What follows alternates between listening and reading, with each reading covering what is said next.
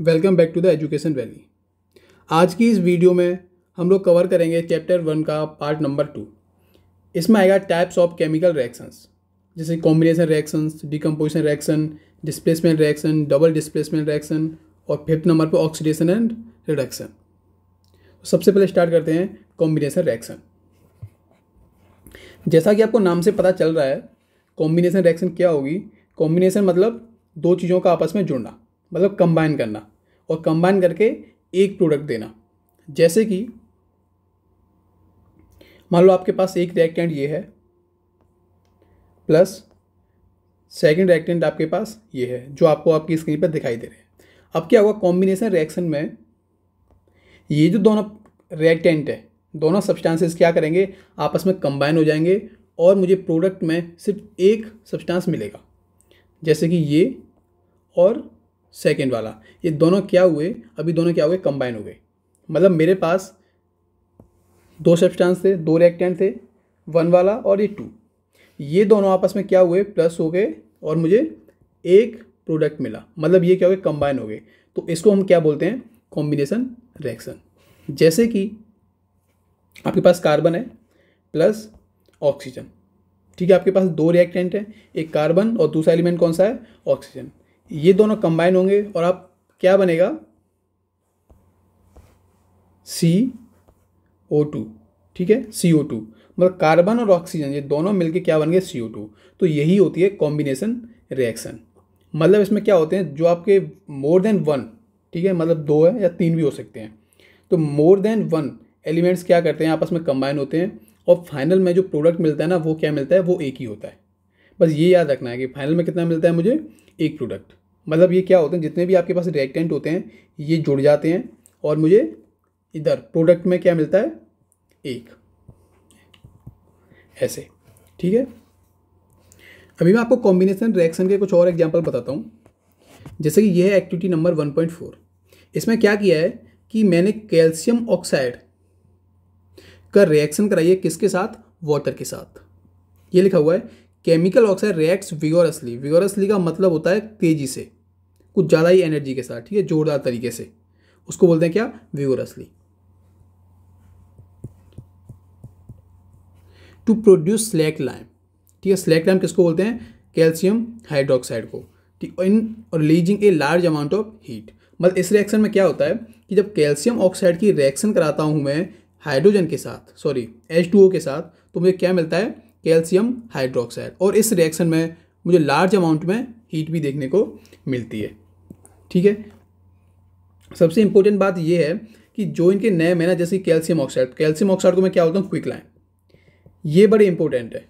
जो लोग इस वीडियो को कंप्लीशन के लिए देख रहे हैं उनके लिए सबसे इंपॉर्टेंट यही है कि जो इनके नाम है ना, उन्हें आपको याद रखना है, ठीक है। जनरली एग्जाम में यही नाम पूछे जाते हैं। जैसे कि आपको CO दिया होगा, अब आपसे पूछा जाएगा कि इसको क्या बोलते हैं, स्लैक लाइम बोलते हैं, क्विक लाइम बोलते हैं, ठीक है। तो ये आपसे पूछा जाता है।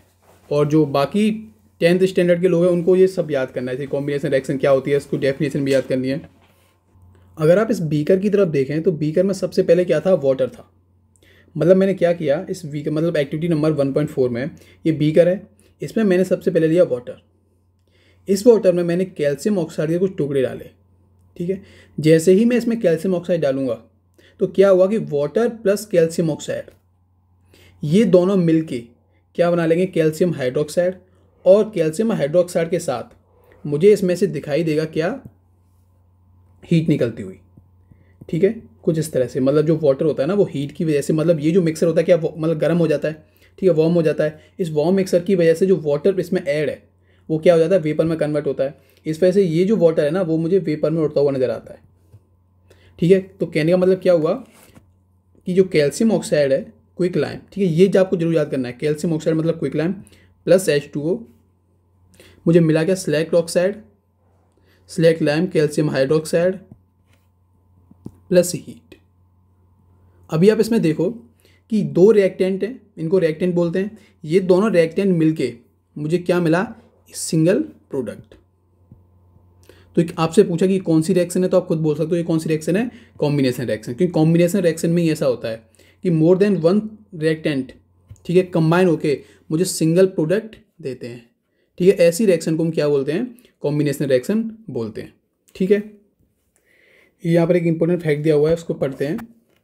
ए सॉल्यूशन ऑफ स्लैक लाइम मतलब कैल्शियम हाइड्रोक्साइड। ठीक है, ये आपको याद ही रखना है, कैल्शियम हाइड्रोक्साइड, जो कि प्रोड्यूस्ड बाई रिएक्शन 1.3, मतलब जो मुझे कहाँ से मिलता है, अभी जो कैल्शियम ऑक्साइड प्लस H2O से मुझे मिला था कौन सा, स्लैक लाइम कैल्शियम हाइड्रोक्साइड, उसका मैं यूज करता हूँ फॉर वाइट वॉशिंग वॉल्स, मतलब जो वॉल की क्या होती है, सफ़ेदी करते हैं ना, उसके लिए मैं किसका इस्तेमाल करता हूँ, कैल्शियम हाइड्रोक्साइड का।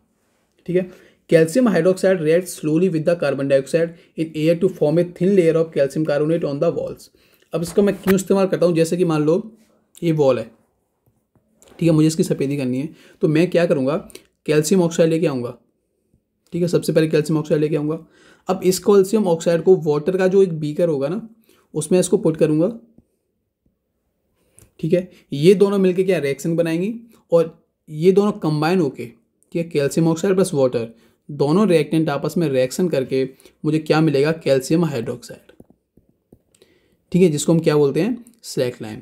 इस कैल्शियम हाइड्रोक्साइड से मैं इस वॉल का क्या करूँगा, वाइट वॉश करूँगा। ठीक है, कुछ ऐसा इसलिए करता हूँ क्योंकि जो कैल्शियम हाइड्रोक्साइड है ना, वो क्या करता है, जो इन्वायरमेंट में जो कार्बन डाइऑक्साइड गैस है, ठीक है, इन्वायरमेंट में जो CO2 है उसके साथ मिलके, ये CO2 के साथ मिलती है और क्या बनता है, कैल्शियम कार्बोनेट। ठीक है, ये कैल्शियम कार्बोनेट पता है किसका फॉर्मूला, ये फॉर्मूला होता है आपका मार्बल का।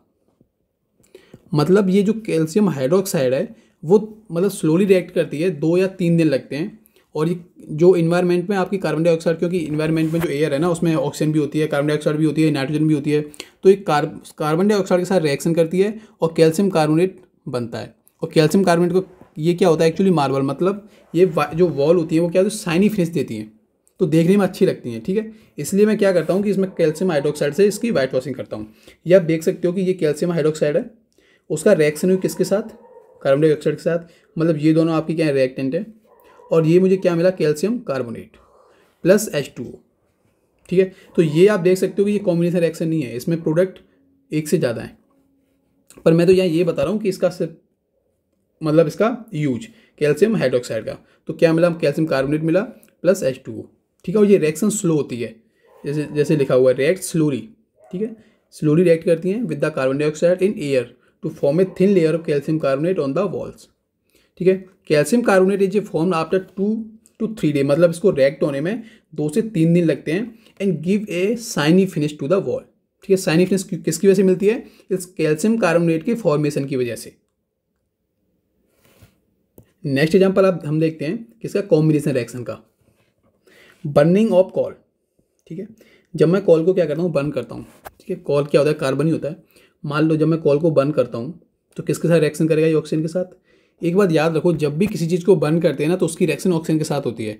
जैसे कि मैंने आपको बताया था मैग्नीशियम, जो पहला इसका पार्ट था उसमें पहले बताया था कि मान लो कि मैग्नीशियम रिबन है, तो मैंने जब इसको क्या बर्न किया था तो उसमें क्या लिखा था, Mg+O2, और मुझे प्रोडक्ट में क्या मिला था, MgO।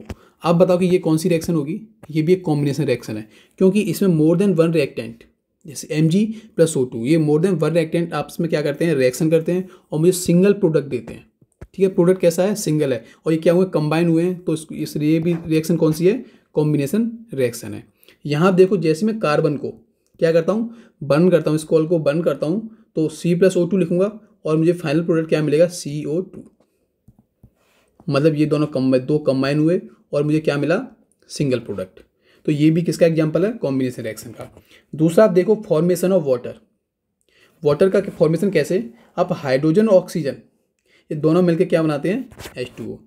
ठीक है, जैसे H2+O2, ये दोनों आपस में मिलेंगे और क्या बनेगा, H2O। ये इक्वेशन बैलेंस नहीं है, तो मैं क्या करता हूँ, इस इक्वेशन को बैलेंस कर देता हूँ, 2H2+O2, और रिएक्शन होकर क्या मिलती है मुझे, 2H2O। इसके अलावा कुछ इंपॉर्टेंट बातें ये हैं, आप देखो, in simple language we can say that when 2 और मोर सब्सटेंसेस, ठीक है, मैंने बोला था मोर देन वन सब्सटेंसेस, ठीक है, element, compounds combine to form a single product, वो क्या करते हैं, कंबाइन होते हैं और फॉर्म करते हैं सिंगल प्रोडक्ट को, the reaction is called combination reaction. ठीक है, ये आप अपनी कॉपी में नोट डाउन कर लो, आप लिख सकते हो ऐसे, कॉम्बिनेशन रिएक्शन ठीक है। कॉम्बिनेशन रिएक्शन किसे बोलते हैं कि व्हेन टू और more substances combine to form a single product the reaction is called a combination reaction. और मैंने आपको अब तक 3 एग्जाम्पल बता चुका हूँ, ठीक है। पहले CO वाला, फिर बर्निंग ऑफ कोल और फॉर्मेशन ऑफ वाटर। उसके अलावा आप देखो कि एक्टिविटी नंबर 1.4 में, एक्टिविटी 1.4 कौन सी थी, जिसमें कि मैंने कैल्शियम ऑक्साइड को वाटर में डाला था और उसमें से मुझे क्या मिला था, कैल्शियम हाइड्रोक्साइड प्लस हीट, ठीक है। We also observe that large amount of heat is evolve, ठीक है। उसमें से क्या निकलती है, लार्ज अमाउंट ऑफ हीट मिलती है। This makes the reaction mixer warm, ठीक है। वो इस और हीट की वजह से जो रिएक्शन का जो मिक्सर होता है ना, ठीक है, कैल्शियम ऑक्साइड प्लस वाटर का, वो क्या होता है, गर्म हो जाता है, ठीक है। Reactions in which heat is reached along with the formation of product are called exothermic chemical reaction. आपके लिए एक नया टैप आ गया, कौन सा, एक्जोथर्मिक रिएक्शन।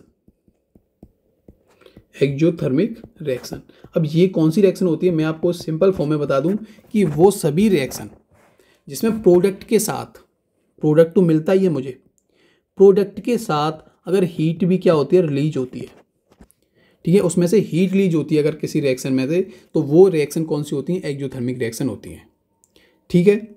जैसे कि आपको अपनी नोटबुक में हेडिंग डालनी है एक्जोथर्मिक रिएक्शन, ठीक है। अब ये कौन सी होती है, मैं लिखता हूँ, reactions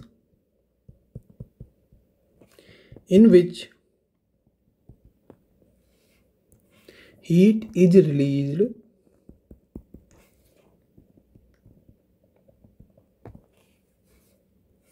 along with formation of products are called exothermic reaction,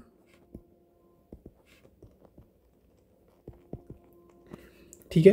मतलब वो रिएक्शंस जिसमें प्रोडक्ट के साथ क्या मिलती है, मुझे हीट मिलती है, ठीक है। उन सभी रिएक्शंस को क्या बोलता हूँ मैं, एक्जोथर्मिक रिएक्शन बोलता हूँ। इसका आप एग्जाम्पल लिख सकते हो। पहला एग्जाम्पल ये है, CaO प्लस H2O, यहाँ मुझे क्या मिलता है, CaOH का होल ट्वाइस प्लस हीट। इसको मैं बोलता हूँ क्विक लाइम, इसको बोलता हूँ स्लैक लाइम, ठीक है, या कैल्शियम ऑक्साइड और कैल्शियम हाइड्रोक्साइड। इक्वेशन बैलेंस है, यहाँ भी एक कैल्शियम, यहाँ भी एक कैल्शियम, यहाँ 2 हाइड्रोजन, यहाँ भी 2 हाइड्रोजन, और इधर भी 2 ऑक्सीजन, इधर भी 2 ऑक्सीजन, ठीक है। पहला एग्जाम्पल। दूसरा एग्जाम्पल इसका होता है कि जब मैं इस मेथेन को क्या करता हूँ, बर्न करता हूँ। बर्न करेगा मतलब ऑक्सीजन, ठीक है। जब ये इसको क्या करता हूँ, बर्न करता हूँ, तो मुझे मिलता है H2O, CO2 प्लस 2H2O, और उसके साथ में क्या मिलती है मुझे, इधर भी हीट, ठीक है। मतलब सभी एक्जोथर्मिक रिएक्शन में मुझे प्रोडक्ट के बाद क्या और एक्स्ट्रा में क्या मिलती है, हीट भी मिलती है, ठीक है। ये क्वेश्चन भी बैलेंस है। इस इक्वेशन को क्या बोलते हैं, बर्निंग ऑफ गैस। थर्ड में आपको बताता हूँ, जो रेस्पिरेशन होता है ना, ठीक है, श्वसन क्रिया करना, respiration is also an exothermic reaction, ठीक है। थर्ड नंबर पर अब कैसे होती है ये भी आपको बताता हूँ, रेस्पिरेशन एक्जोथर्मिक रिएक्शन कैसे है। जैसे कि हम लोग जब खाना खाते हैं, तो खाना खाते हैं ना, वो एक्चुअली क्या होता है, कार्बोहाइड्रेट होता है, ठीक है। खाने में क्या होता है, कार्बोहाइड्रेट होता है। ये कार्बोहाइड्रेट जाके टूटता है ग्लूकोज के अंदर, ठीक है। जो हम खाना खाते हैं उसमें क्या होता है, कार्बोहाइड्रेट होता है। कार्बोहाइड्रेट, आप ध्यान से सुनना, कार्बोहाइड्रेट होता है। ये कार्बोहाइड्रेट जाता है, ग्लूकोज बन जाता है,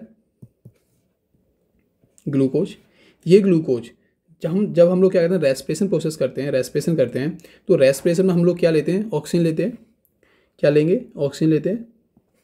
ये ऑक्सीजन किसके साथ मिलती है, ग्लूकोज के साथ। ग्लूकोज के साथ क्या मिलती है, ऑक्सीजन मिलती है। ये कार्बोहाइड्रेट नहीं मिल रहा है, ये देखो एरो का निशान बना हुआ है, मतलब कार्बोहाइड्रेट ग्लूकोज बनता है, फिर ग्लूकोज ऑक्सीजन के साथ मिलती है, और क्या बनाते हैं ये, CO2 plus H2O plus energy. ये कौन सी एनर्जी है, जिससे हम जिंदा हैं, मतलब चल रहे हैं, ठीक है। यही एनर्जी है। खाना खाने के बाद ये कार्बोहाइड्रेट को समझो कि फूड, ये खाना है, अब इस फूड से मैं खाना कैसे बनता है ये समझ लो कि ये वही पूरी प्रोसेस वही है। खाना खाया, उस खाने का ग्लूकोज ने उस खाने को किस में बदला, ग्लूकोज में बदला, ठीक है। उधर रेस्पिरेशन से क्या ली हमने, सांस ली, और खाने से हमने ग्लूकोज लिया। ये दोनों मिलके मुझे क्या, हमें क्या देते हैं, एनर्जी देते हैं, ठीक है। ये जो CO2 होता है वो रेस्पिरेशन के थ्रू बाहर निकल जाता है, जैसे ऑक्सीजन ली और CO2 हमने छोड़ दी, ठीक है। ये वाटर स्टोर होता है और फिर इसे हम निकाल देते हैं, और ये वही एनर्जी है जिससे हम जिंदा रहते हैं, ठीक है। प्रोसेस समझ में आ गई पूरी। हाँ, ग्लूकोज का जो फॉर्मूला होता है वो ये होता है, आप मैं इसको पूरी क्वेश्चन लिख के बताता हूँ। C6H12O6 प्लस O2, ये दोनों आपस में क्या कहते हैं, रिएक्शन करती हैं, मुझे मिलता है कार्बन डाइऑक्साइड, ठीक है, वाटर, और सबसे इम्पोर्टेंट एनर्जी। मतलब एनर्जी मिल रही है तो कैसी रिएक्शन हुई है, एक्सोथर्मिक रिएक्शन हुई, ठीक है। ये पूरा प्रोसेस कौन सा है कि हमें किस तरह से एनर्जी मिलती है। इधर से हमने खाना खाया, उधर से सांस ली, ठीक है, तभी तो जिंदा रहते हैं। जब खाना खाएंगे और सांस लेंगे तभी तो जिंदा रहते हैं ना। तो देखो, सांस ली मतलब ऑक्सीजन ली, और कार्बोहाइड्रेट के साथ हमने ग्लूकोज लिया। ये ग्लूकोज प्लस O2 ये दोनों मिलते हैं आपस में और क्या बनाते हैं, CO2 6H2 और एनर्जी, ठीक है। इंपॉर्टेंट क्या है इसमें, एनर्जी, ठीक है, जिससे हम जिंदा है। तो रेस्पिरेशन क्या है, कौन सी प्रोसेस है, एक्सोथर्मिक प्रोसेस है। तो ये जैसे आपको एग्जाम में आए तो ये आपको जरूर बनाना है, ये जो रिएक्शन है ना वो जरूर लिखनी है, ठीक है। उसके बाद fourth, for the decomposition of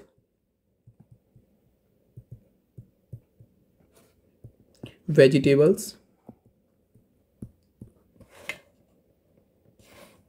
कि ये पूरा आपने मतलब अपनी नोटबुक में लिख लेना है, ठीक है। एक्सोथर्मिक रिएक्शन क्या होती है और कितने इसके एग्जाम्पल हैं, ठीक है। मैंने आपको 4 एग्जाम्पल बता दिए, ये आपकी बुक में देखो दिए हुए हैं। Do you know respiration is the exothermic process, अभी ठीक है, अब जानने की जरूरत नहीं है, मैंने आपको बता दिया कि रेस्पिरेशन किस तरह से एक एक्सोथर्मिक प्रोसेस है।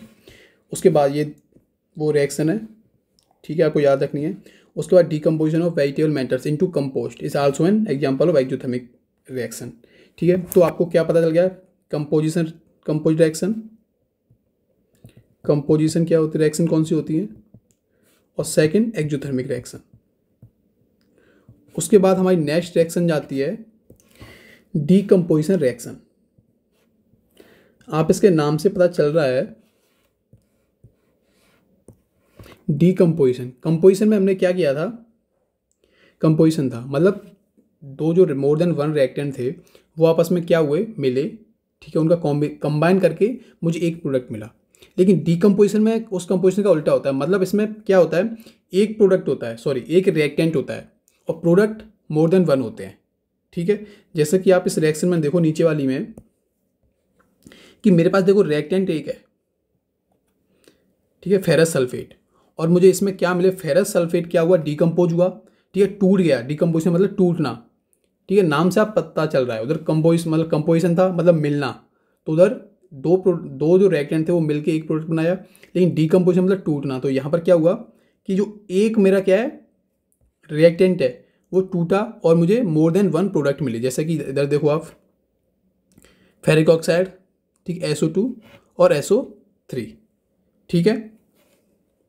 जैसे कि आप यहाँ देखो डीकम्पोजिशन रिएक्शन, इसमें क्या, जैसे मैं क्या लेता हूँ, एक रिएक्टेंट लेता हूँ, ठीक है, एक पहले सब्सटेंस ले लिया मैंने, ये रहा, ठीक है, ये सिंगल सब्सटेंस है मतलब मिला हुआ है, ठीक है, दो, ये सिंगल सब्सटेंस है। अब क्या होगा, इसका डीकम्पोजिशन रिएक्शन होगा, और डीकम्पोजिशन रिएक्शन में ये जो सब्सटेंस है वो दो में टूट जाएगा। कैसे, ये अलग हो जाएगा प्लस और ये अलग हो जाएगा, ठीक है। आप ऊपर देखो कॉम्बिनेशन रिएक्शन में क्या था कि दो मेरे पास रिएक्टेंट थे, ठीक है, दो सब्सटेंसेस थे, वो आपस में मिले, कॉम्बिनेशन मतलब जुड़ना, ठीक है, कंबाइन हुए आपस में और मुझे क्या मिला, सिंगल प्रोडक्ट मिला। लेकिन डीकम्पोजिशन का मतलब होता है टूटना, ठीक है। यहाँ पर ये जो एक रिएक्टेंट था वो टूट गया और मुझे दो सब्सटेंस मिले, ठीक है, दो प्रोडक्ट मिलना या मोर देन वन, ठीक है, और भी मिल सकते हैं। ये एक्टिविटी 1.5 मतलब इस एक्टिविटी को बड़ा ध्यान से पढ़ते हैं, ठीक है। Take about 2 gram ferrous sulphate, ठीक है, फेरस सल्फेट क्या होती है, FeSO4, ठीक है। ये आपको मतलब याद रखनी है, आप क्या करोगे एक साथ याद करोगे याद नहीं होंगी, ठीक है, जैसे चैप्टर पढ़ते आते हैं ना तो आपको ध्यान रखना है। तो ये होगी FeSO4 ferrous sulphate. Ferrous sulphate का crystal in dry boiling tubes, मैंने इसको ड्राई बॉइलिंग ट्यूब में लिया, ठीक है। Note the colour of the ferrous sulphate, मतलब आपको क्या याद करना है कि फेरस सल्फेट का अभी कलर कौन सा है। अभी इसमें हीट द बॉइलिंग ट्यूब, जो ट्यूब में लिया था, जैसे कि देखो ये बॉइलिंग ट्यूब है, ठीक है, इसमें मैंने फेरस सल्फेट लिया। अभी इसको मैंने इस बर्नर से क्या कर रहा हूँ, मैं इसको हीट दे रहा हूँ। आप एक बात देख रहे होंगे कि इस प्रोसेस में मैं क्या कर रहा हूँ, हीट दे रहा हूँ, मतलब मुझे हीट मिल नहीं रही है, मैं इसमें हीट दे रहा हूँ, ठीक है। जैसे ही मैं इसको हीट दूंगा तो अभी क्या होगा, observe the colour of the crystal after heating, ठीक है। हीटिंग के बाद इसमें एक रिएक्शन होगी, और रिएक्शन होने के बाद you can also smell the characteristic order of the burning sulphur. इसमें जो FeSO4 है ना, सल्फेट, तो इसमें आप देखोगे कि आपको क्या होगा, एक ऑर्डर जैसा फील होगा बर्न, ठीक है, बर्न होने के बाद किसका, सल्फर का। In this reaction you can observe that single reactant कौन सा था, फेरस सल्फेट, वो ब्रेक डाउन होता है किसमें, इस सिंपलर प्रोडक्ट के अंदर। कौन कौन से, फेरिक ऑक्साइड Fe2O3, ठीक है, sulphur dioxide and sulphur trioxide, ठीक है। मुझे क्या मिले, 3 प्रोडक्ट मिले, फेरिक ऑक्साइड, सल्फर डाइऑक्साइड और sulphur trioxide. This is a decomposition reaction, ठीक है। ये भी आप अपनी नोटबुक में रख लो कि डीकम्पोजिशन रिएक्शन क्या होती है, और ये उसकी क्या होगी, एक इक्वेशन हो गई। फेरस सल्फेट क्रिस्टल जो है FeSO4S7H2O, ये क्या करता है, वाटर लूज करता है व्हेन हीटेड, ठीक है। मतलब इसमें मैंने हीट दी है, मुझे एनर्जी मिली नहीं है, ठीक है, मैंने इसमें हीट दी है। अगर एनर्जी मिलती तो वो कौन सी रिएक्शन होती, एक्जोथर्मिक रिएक्शन होती। लेकिन जब मैं हीट देता हूँ तो उसको बोलता हूँ एंडोथर्मिक रिएक्शन। मैं इसको आगे और थोड़ा अच्छी तरह से बताऊंगा। मतलब जब एनर्जी मिलती है तो एक्जोथर्मिक, और जब एनर्जी देता हूँ तो उसको endothermic. The colour of the crystal change, ठीक है, उसका जैसे मैं इसको एनर्जी देता हूँ उस क्रिस्टल का जो कलर है ना वो चेंज हो जाता है। It then decomposes to ferric oxide, decompose मतलब टूट जाती है, वो ब्रेक डाउन होती है किस किस में, फेरिक ऑक्साइड में, सल्फर डाइऑक्साइड में और सल्फर ट्राइऑक्साइड में। Ferric oxide is a solid, bar SO2 and SO3 ये क्या होती है, गैस होती है, ठीक है। ये सॉलिड होता है और ये दोनों क्या होती हैं, गैस होती हैं, ठीक है, जो इन्वायरमेंट में चली जाती हैं। Decomposition of the calcium carbonate, ठीक है, कैल्शियम कार्बोनेट आपको याद आ गया होगा कैल्शियम हाइड्रोक्साइड से, जैसे कि ये आपको रिएक्शन याद आ गई होगी कि कैल्शियम हाइड्रोक्साइड था स्लेक लाइम, और उसके बाद मुझे क्या बना, CO2, इन्वायरमेंट के ऑक्सीजन से रिएक्शन करके क्या बना, CO3, कैल्शियम कार्बोनेट। ये calcium carbonate to calcium oxide और कार्बन डाइऑक्साइड में क्या हो जाती है जब हीट करते हैं। जैसे कि जब मैं इस लाइमस्टोन को, कैल्शियम कार्बोनेट को हीट करूँगा तो मुझे क्या मिलेगा, क्विक लाइम प्लस CO2। देखो क्विक लाइम कौन सा, कैल्शियम ऑक्साइड, ठीक है, और CaOH कैल्शियम हाइड्रोक्साइड को क्या बोलते हैं, स्लैक लाइम। मतलब इसमें भी क्या हुआ कि एक रिएक्टेंट कैल्शियम कार्बोनेट, जैसे ही मैं इसको कहता हूँ गर्म करता हूँ, देखो यहाँ भी मैंने इसमें क्या किया, हीट दी है, तो ये भी कौन सी रिएक्शन है, एंडोथर्मिक। अगर मुझे एनर्जी मिलती तो वो एक्जोथर्मिक। तो किसमें टूट गया, ये ब्रेक डाउन हो गया कैल्शियम ऑक्साइड में और कार्बन डाइऑक्साइड गैस में, ठीक है। Calcium oxide is called lime और क्विक लाइम, ठीक है। कैल्शियम ऑक्साइड को क्या बोलता हूँ मैं, क्विक लाइम, और कैल्शियम हाइड्रोक्साइड को slack lime. It has many usages, one is in the manufacturing of cement, ठीक है। इससे मैं क्या बनाता हूँ, सीमेंट। अभी आपसे पूछ लिया जाए क्विक लाइम का मतलब यूज कहाँ आता है, तो आप बता सकते हो one is in manufacture of cement, मतलब इसमें क्या होता है, इस सीमेंट की मैन्युफैक्चरिंग होती है ना, वहाँ काम आती है। When A decomposition reaction is carried out by heating it's called thermal decomposition. मतलब डीकम्पोजिशन किसके द्वारा होता है, किसके द्वारा कैरी आउट की जाती है, जब हीटिंग के द्वारा की जाती है तो उसको बोलते हैं थर्मल डीकम्पोजिशन, ठीक है। तो इतना कोई खास नहीं है, मतलब अगर वो थर्मल जैसे कि मान लो ये रिएक्शन है, उसमें मैंने क्या दी, हीट दी, तो मैं हीटिंग कर रहा हूँ, ठीक है, तो इसको बस स्पेशल नाम दे दिया, हीटिंग की वजह से मतलब डीकम्पोजिशन हो रहा है तो थर्मल डीकम्पोजिशन। ये दूसरा एग्जाम्पल है, lead nitrate, solid lead nitrate होता है, ठीक है। जैसे ही देखो इसमें ऊपर लिखा हुआ है, ठीक है, ऐसे लिख देते हैं ऊपर, ये जो एरो का निशान है ना उस पर ऊपर लिखा हुआ है कि मैं इसको क्या कर रहा हूँ, हीटिंग दे रहा हूँ। अब हीट दे रहा हूँ, जब मैं क्या कर रहा हूँ, हीट इसको दे रहा हूँ, तो कौन सी रिएक्शन है ये, एंडोथर्मिक। कौन सी रिएक्शन है, एंडोथर्मिक। ये भी मैं आपको लिखाऊंगा अच्छी तरह से। क्या मिला मुझे, लेड ऑक्साइड मिला और नाइट्रोजन डाइऑक्साइड मिली और ऑक्सीजन मिली।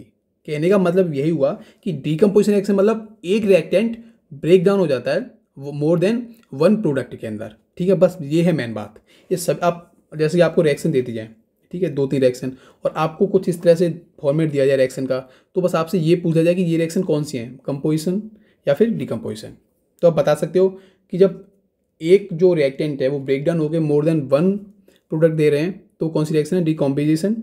और अगर मान लो कि मोर देन वन रिएक्टेंट आपस में क्या होते हैं, कंबाइन होते हैं, मुझे एक प्रोडक्ट देते हैं, तो वो कौन सी रिएक्शन है, कॉम्बिनेशन रिएक्शन। इसमें देखो आप कि ये मेरे पास क्या है, AgCl silver chloride turns grey इन सनलाइट। ठीक है, यहाँ पर देखो एक वो बर्तन लिया हुआ है, उसमें मैंने सिल्वर क्लोराइड रख दिया, और ये देखो खिड़की से क्या आ रही है, धूप आ रही है, सनलाइट आ रही है। तो जैसे इसको सनलाइट में रखता हूँ मैं, तो ये जो AgCl है ना, वो बदल जाता है किसमें, सिल्वर और किसमें, क्लोरीन के अंदर। तो इसमें भी क्या हुआ कि मेरे पास एक रिएक्टेंट था, जैसे ही मैं इसको सनलाइट दी, मतलब यहाँ भी मैं इसको हीट दे रहा हूँ, मतलब ये भी कौन सी रिएक्शन है, एंडोथर्मिक, और टूट जाता है किसमें, सिल्वर में और क्लोरीन में। तो ये भी कौन सी रिएक्शन है, डिकम्पोजिशन। उसके बाद एक और एग्जांपल नंबर 4 वाला, सिल्वर ब्रोमाइड। ये सिल्वर ब्रोमाइड है, जैसे ही AgCl की तरफ, वहाँ भी जैसे मैंने AgCl लिया था और उसके ऊपर क्या सनलाइट गिराई थी, तो यहाँ भी जब सनलाइट डालूंगा मैं इसके ऊपर, तो क्या बन जाएगा, मुझे मेरे पास सिल्वर और ब्रोमीन। ठीक है,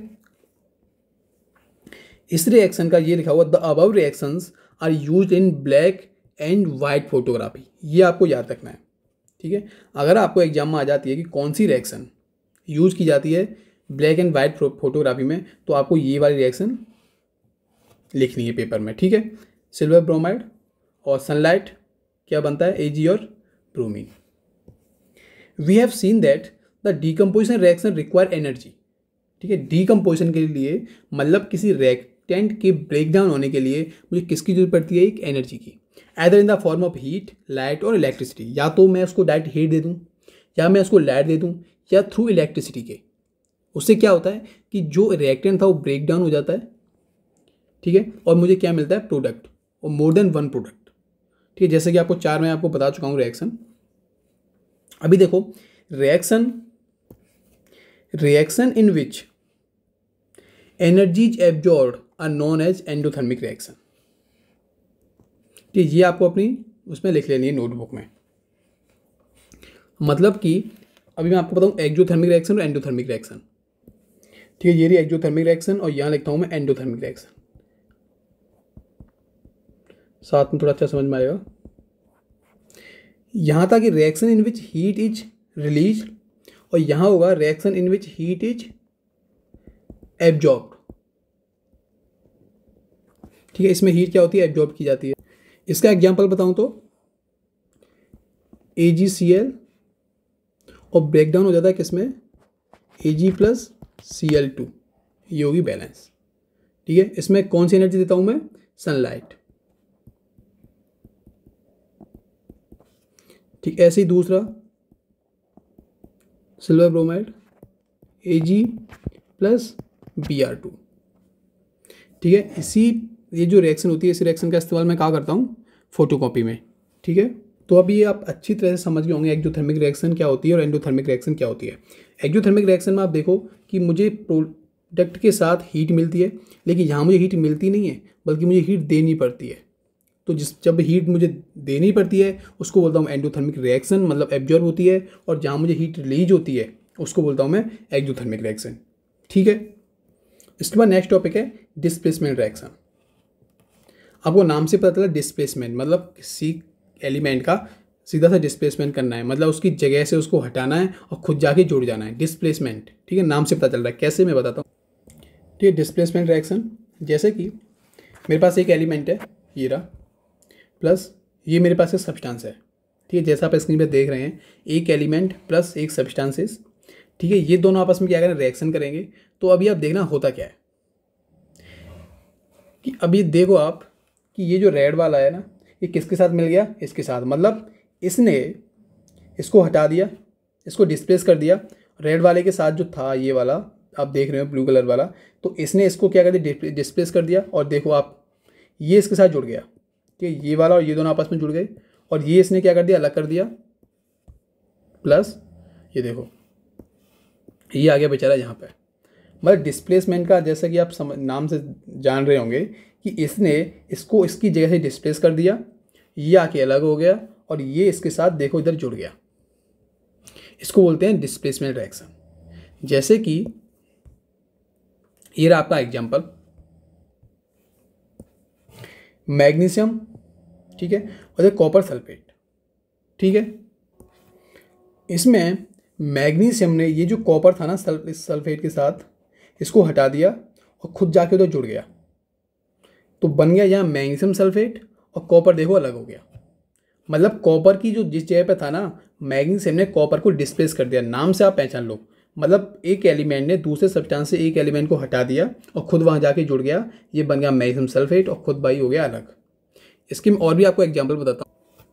ये रहा आयरन, कॉपर सल्फेट, कॉपर को हटा दिया, ये आ गया कॉपर, और आयरन जाके जुड़ गया किसके साथ, इस सल्फेट के साथ।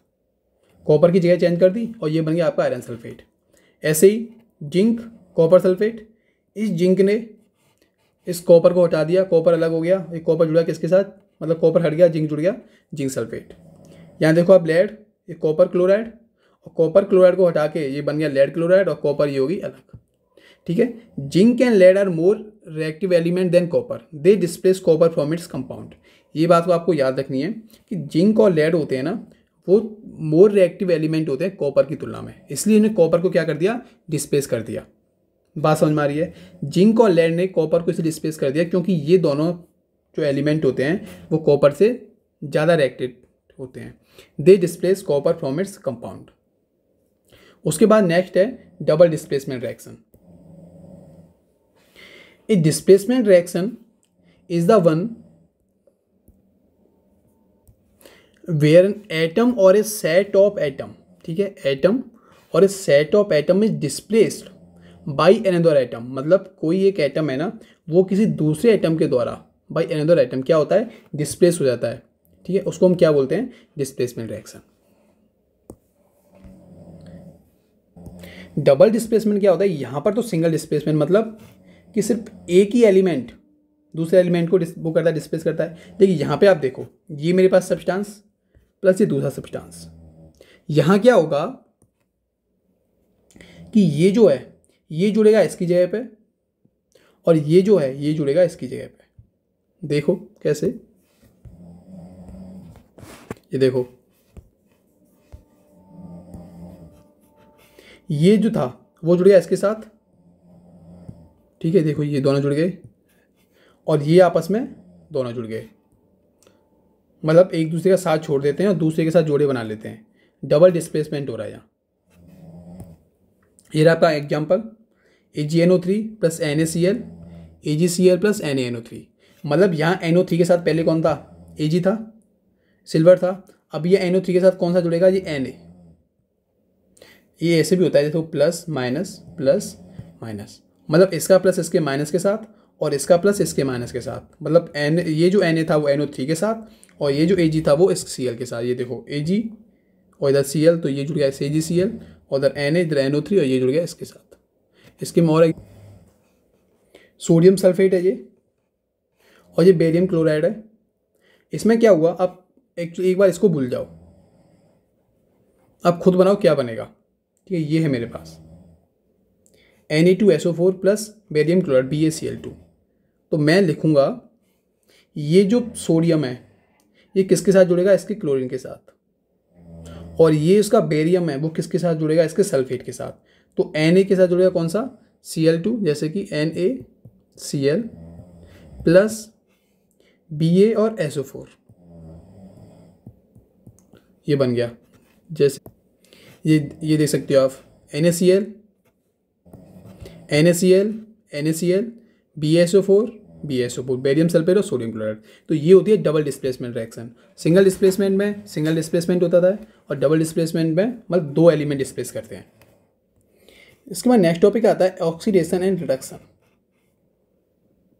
चलो देखते हैं।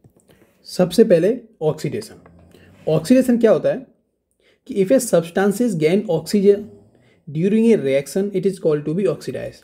मतलब कोई सब्सटेंस अपने साथ ऑक्सीजन जोड़ लेता है तो उसको हम क्या बोलते हैं कि वहाँ क्या हुआ है, ऑक्सीडेशन हुआ है। जैसे कि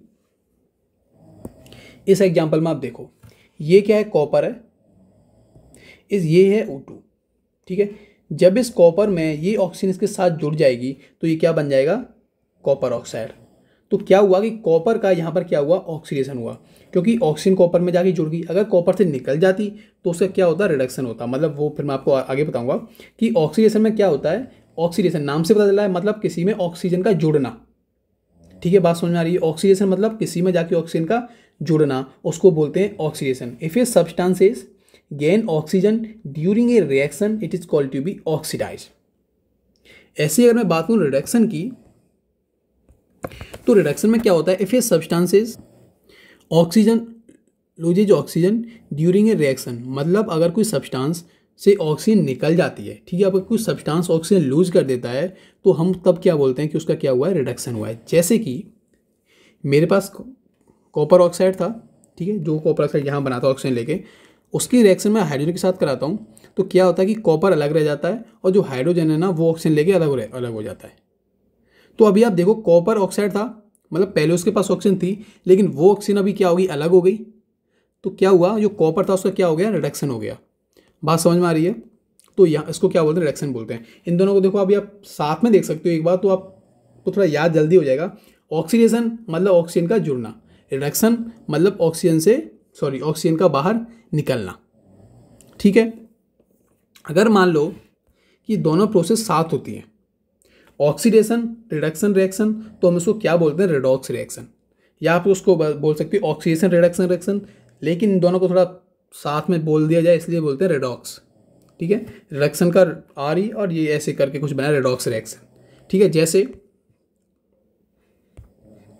ये जो आपको स्क्रीन पर देख रही है reaction, copper oxide plus magnesium, आप देख सकते हो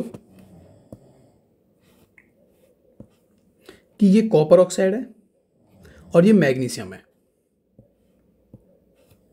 इन दोनों ने आपस में रिएक्शन की, दोनों रिएक्टेंट थे, और यहां मिला मुझे कॉपर। कॉपर से क्या हुआ, आप खुद देखो कि ये कॉपर ऑक्साइड था और ये मैग्नीशियम है। तो यहां पर क्या हुआ, इस कॉपर से मैंने ऑक्सीजन को निकल गया, ये रह गया सिर्फ कॉपर, और इस मैग्नीशियम के साथ ऑक्सीजन जाके जुड़ गया। यहां पर दोनों रिएक्शन होगी कैसे, कि कॉपर से ऑक्सीजन का निकलना, तो इसको क्या बनाता है, एक रिडक्शन प्रोसेस, क्योंकि यहां से क्या होगी, ऑक्सीजन निकल गई। ठीक है, रिडक्शन हो गया, क्यों, क्योंकि ऑक्सीजन निकल गई। लेकिन मैग्नीशियम में ये ऑक्सीजन जाके जुड़ गई, तो इसको क्या बोलते हैं, ऑक्सीडेशन। इसमें दोनों रिएक्शन होगी, रिडक्शन ऑक्सीडेशन, मतलब ये क्या बन गया, रिडॉक्स रिएक्शन। ठीक है, बात समझ में आ गई। रिडॉक्स रिएक्शन क्या होती है, जब ऑक्सीडेशन और रिडक्शन दोनों साथ में होती हैं, और किस तरह से हो रही है। ऑक्सीडेशन क्या होती है, ऑक्सीजन का जुड़ना, और रिडक्शन क्या होता है, ऑक्सीजन का बाहर निकलना। और एक बात और, इसको ऐसे भी बोल सकते हैं, रिडक्शन होती है जिसमें हाइड्रोजन का जुड़ना होता है। ठीक है, हाइड्रोजन का जुड़ना भी क्या होता है, एक तरह से रिडक्शन। ठीक है, मतलब ऑक्सीजन का जुड़ना ऑक्सीडेशन और हाइड्रोजन का जुड़ना रिडक्शन। उसके बाद एक नेक्स्ट इंपॉर्टेंट टॉपिक ये है, corrosion. You must have observe that iron articles are shiny. ठीक है, जो आयरन की जो ऑब्जेक्ट होते हैं ना, वो बड़े चमक रहे होते हैं जब क्या होते हैं, वो नए होते हैं, लेकिन get coated with reddish brown. कैसा, रेडिश ब्राउन। पाउडर से वो कोटिंग हो जाती है उनकी, जब उनको हम कुछ टाइम के लिए बाहर रख देते हैं। ठीक है, एक जनरली केस मतलब थोड़ा सा मॉइस्चराइज इन्वायरमेंट होता है ना, बाहर रख देते हैं, मतलब तो वो क्या हो जाते हैं, रेडिश ब्राउन हो जाते हैं। इस प्रोसेस को हम क्या बोलते हैं, रस्टिंग ऑफ आयरन, मतलब जंग लगना। ठीक है, जंग लगना। ठीक है, आपने ये सब ने देखा होगा आयरन को जंग कैसे लगती है और कैसा दिखता है। Some other metals also get tarnished in this manner. Tarnish का मतलब होता है फीका पड़ जाना। ठीक है, जैसे टार्निश का मतलब होता है किसी चीज़ की चमक कम पड़ जाना। ठीक है, फीका पड़ जाना। इन दिस मैनर मतलब कुछ इसी तरह से। Have you notice the colour of the coating form on copper and silver. मतलब क्या आपने देखा है कि कॉपर पे और सिल्वर पे किस तरह की कोटिंग हो जाती है। When a metal is attacked by the substances around it such as moisture, acid और कुछ ऐसे ही। ठीक है, it is said to corrode and this process called a corrosion. ठीक है, ये जो कोरोजन होती है ना, वो एक तरह से ऑक्सीडेशन होता है। ठीक है, मैं जैसे मान लो कि आपने आयरन को बाहर रख दिया इन्वायरमेंट में। ठीक है, तो वहाँ क्या मॉइस्चराइज होता है, कुछ एसिड होते हैं जैसे कि इन्वायरमेंट में, वाटर में, तो उससे क्या हो जाता है कि आयरन का ऑक्सीडेशन हो जाता है, और इस ऑक्सीडेशन की वजह से उस पर क्या जाती है, जंग लग जाती है, और उस पर कैसा कलर होता है, रेडिश ब्राउन कलर बन जाता है। तो इसको हम क्या बोलते हैं, कोरोजन बोलते हैं। अभी आप देखो, ब्लैक कोटिंग होती है सिल्वर पे, मतलब सिल्वर पर अगर जंग लगेगी तो उसका कलर कैसा होगा, ब्लैक होगा। ये आपको याद रखना है। जैसे कि आयरन है, आयरन पे क्या होता है, रेडिश ब्राउन, ठीक है। सिल्वर है, सिल्वर पे कैसा हो जाएगा, black. And green coating on copper, ठीक है, कॉपर पे ग्रीन, ठीक है, इस तरह की कोटिंग का कलर हो जाता है। Corrosion causes damage to the car bodies, ठीक है, कार की जो बॉडीज होती हैं, bridge, iron railing, ships and all objects made up of metals, ठीक है। Specially those of irons, corrosion of iron is a serious problem. Every year an enormous amount of money is spent to replace damaged iron. You will learn more about corrosion chapter number 3 में हम और अच्छी तरह से देखेंगे इसको। मैं आपको थोड़ा दिखा भी देता हूँ। ये देखो, ये आयरन की क्या थी, कुछ ऐसे होते हैं ना आयरन के, इनको कील बोलते हैं, तो उनका कलर देख सकते हो आप, इन पर क्या जंग लगी हुई है, रेडिश ब्राउन। ये देखो किसके बने हुए हैं, सिल्वर के, तो इनका भी क्या हुआ है, जंग लगी है, तो कैसे कलर के हो जाए, ब्लैक कलर के, ठीक है। सिल्वर पे कैसे लगती है, ब्लैक। उसके बाद देखो कॉपर, ये एक नल जैसा था कॉपर, तो इस पर किस तरह की कोटिंग हुई है, ग्रीन कलर की कोटिंग, मतलब वो जो कोरिन की वजह से जंग लगी है ना, इस तरह से। और ये देखो, ये बड़ी इंटरेस्टिंग चीज़ है कि जो स्टैचू ऑफ लिबर्टी थी ना, वो जब बनाई गई थी, 1886 में, या मतलब ये जो फोटो 1886 का कुछ ऐसा दिखता था, कॉपर से बनी हुई है, तो कॉपर का कलर कुछ ऐसा दिखता था। लेकिन अभी, ठीक है, अभी क्या हो, क्योंकि वो इन्वायरमेंट में बाहर है, ठीक है, कोई प्रोटेक्टर तो है नहीं, बाहर इन्वायरमेंट में है, इसकी वजह से उसका जो उसमें क्या हो गया, कोरिजन हो गया है, और वो उसका कलर कैसा हो गया है, ग्रीन कलर की हो गई है, ठीक है। Green coating on copper. Next topic आपका रेंसिडिटी। रेंसिडिटी मतलब क्या होता है कि जैसे जो चीज़ें हैं, जैसे ऑयल से बनी होती है, सब्जी होती है ना घरों में, तो आप सब्जी को ऐसे सुबह बनाइए, ठीक है, तो वो पूरा दिन रखी रहेगी, लेकिन शाम तक उसमें क्या स्मेल से आने लगेगी, ठीक है, और हमसे क्या देते हैं, थोड़ा मतलब टेस्ट भी चेंज हो जाता है, तो उसे फेंक देते हैं, मतलब वो ख़राब हो जाती है, तो उसको क्या बोलते हैं, रेंसिड बोलते हैं, मतलब वो रेंसिड होगी, ख़राब हो गई है, तो वो भी क्या हो जाती है, ऑक्सीडाइज हो जाती है, ठीक है। When fats and oils are oxidised, ठीक है, दे बिकम रेंसिड। आगे बात समझ पे, when fats and oils are oxidised they become rancid and their smell and taste change. Usually substances which prevent oxidation is added to food containing fats and oil, keeping foods in airtight containers, ठीक है, उनको air tight container में रखते हैं, किससे बचाने के लिए, जैसे कि आपने देखा होगा कि जो बैग्स ऑफ चिप होते हैं ना, चिप्स आती है ना, उनकी थैली देखो एकदम भरी होती है, ठीक है, फिर हम देखते हैं खोल के तो उतने होते नहीं हैं, चिप्स होते बड़ी कम है, लेकिन वो भरी किससे होती है, क्यों भरते हैं, उसमें एक्चुअली क्या होती है, नाइट्रोजन गैस होती है। अब ये नाइट्रोजन क्यों होती है, क्योंकि ये जो नाइट्रोजन है ना, उनको ऑक्सीडेशन से बचाती है, ताकि वो ख़राब ना हो। आप देखो कि वो कब से बने होते हैं, उसमें मतलब उसमें पैक हैं, ठीक है, वो तो ख़राब हो जाएंगे ऐसे, लेकिन उसमें क्या है, नाइट्रोजन गैस भर देते हैं, तो वो क्या कर देती है, स्लो डाउन कर देती है किसको, ऑक्सीडेशन प्रोसेस को। तो इसलिए क्या करते हैं, chips manufacturer usually flush bags of chips with gas such as nitrogen to prevent the chips from getting oxidised. आई बात समझ में।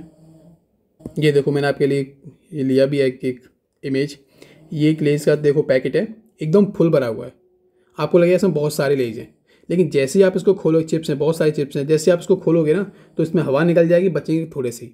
तो इसमें क्यों भरा था जो एयर, और इसमें कौन सी एयर थी, जैसे आपसे कोई भी पूछ ले कि इसमें कौन सी एयर भरते हैं, तो आप बोल दोगे नाइट्रोजन, ठीक है। ये क्यों भरा हुआ है, क्यों भरते हैं इसको, ताकि वो जो ऑक्सीडेशन है ना, उसको स्लो डाउन कर दे, ये लंबे टाइम तक टिक सकें, ठीक है, वरना जिसने बनाए उसके कुछ मतलब टाइम बाद ख़राब हो जाएंगे ये, फिर कैसे काम चलेगा। इसलिए नाइट्रोजन गैस फिल कर देते हैं ताकि ऑक्सीजन से बच सकें, और इनको लंबे टाइम तक, इसके अंदर जो चिप्स हैं ना, उनको लंबे टाइम तक प्रिजर्व कर सकें, ठीक है, खाने के लिए। सो गाइस आपका चैप्टर नंबर 1 कंप्लीट हो चुका है, ठीक है। आपको कैसा लगा प्लीज़ बताओ यार कमेंट सेक्शन में। ये जो दिया हुआ है व्हाट डू हैव लर्न, ये क्या एक्चुअली जो हमने पढ़ा है ना, वो शॉर्ट नोट्स जैसे कुछ है। So thanks all of you.